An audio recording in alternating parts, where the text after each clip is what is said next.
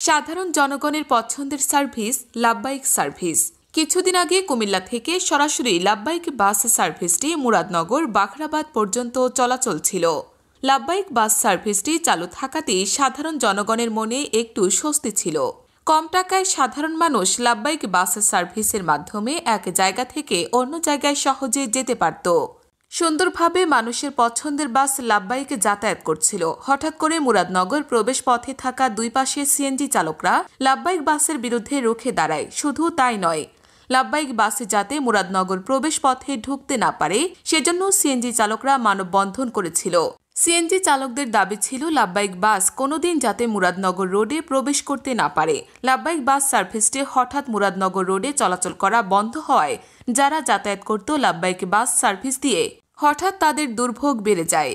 সাধারণ জনগণ বলেন, আমরা লাভবাহিক বাস সার্ভিসটি দিয়ে কম টাকায় এক জায়গা থেকে অন্য জায়গায় যেতে পারতাম। সাধারণ জনগণ আরও বলেন, লাভবাহিক বাস সার্ভিসটি ভাড়া নেয় কম, সার্ভিস দেয় ভালো।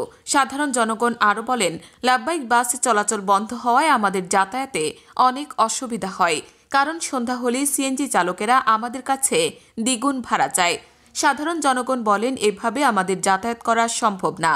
আমরা পুনরায় চাই মুরাদনগর রোডে লাভবাহিক বাস সার্ভিসটি চালু হোক। সাধারণ জনগণ মুরাদনগর মাটি ও মানুষের নেতা আলহাজ কাজী শাহ মোফাজ্জল হোসেন কায়কোবাদ দাদার কাছে আমাদের অনুরোধ, আমাদের যাতায়াতের কথা বিবেচনা করে যেন লাভবাহিক বাস সার্ভিসটি মুরাদনগর রোডে আবারও পুনরায় চালু করা হয়। আপনার কাছে আমরা চিরকৃতজ্ঞ থাকব। লাভবাহিক বাস হঠাৎ বন্ধ হওয়ায় বিষয়টি সাধারণ জনগণের কাছে জানতে চাইলে তারা বলেন, 10 থেকে 15,000 যাত্রীগণ তারা যাতায়াত করে। এখানে দিনমজুর যাতায়াত করে, শ্রমিক, কৃষক, মাটি কাটে, এ ধরনের লোক তারা প্রত্যেকদিন যাতায়াত করে। আমরা জানি যে সিএনজি ড্রাইভাররা ওনারা সন্ধ্যার পরে ভাড়া দ্বিগুণ করে ফেলে।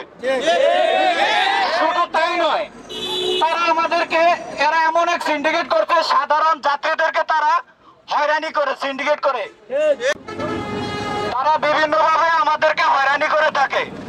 আমরা আমাদের শাহ মোফাজ্জল হোসেন কায়কোবাদ দাদা ভাইয়ের কাছে আমরা আবদার রাখতে চাই, দাদা ভাই, আপনার এই রুট দিয়ে আপনার মিনিমাম 2 লক্ষ জনগণ যাতায়াত করে।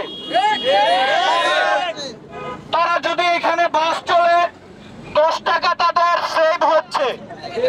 আপনার আমাদের এই 2 লক্ষ জনগণের এবং যাত্রীদের কথা চিন্তা করে আমরা চাই এই রুটে একটা পাবলিক বাস চলুক। পাবলিক বাস চললে আমরা যারা সাধারণ জনগণ আছি আমরা 2 টাকা সাশ্রয়ে আমরা যাতায়াত করতে পারবো। রুটে চালু চাই।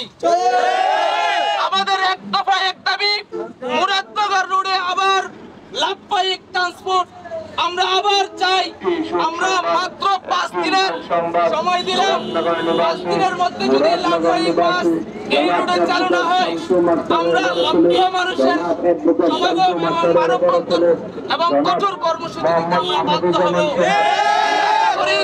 দাদা ভাই, আপনার পাশে মুরাদনগর, আপনি লক্ষ মানুষের চিন্তা করবেন, লক্ষ মানুষ হয়রানির শিকার তাদের দ্বারা, আপনি এই বিষয়টা একটু চিন্তা করবেন। এই বলেই আমি আমার সংক্ষিপ্ত বয়ান শেষ করছি।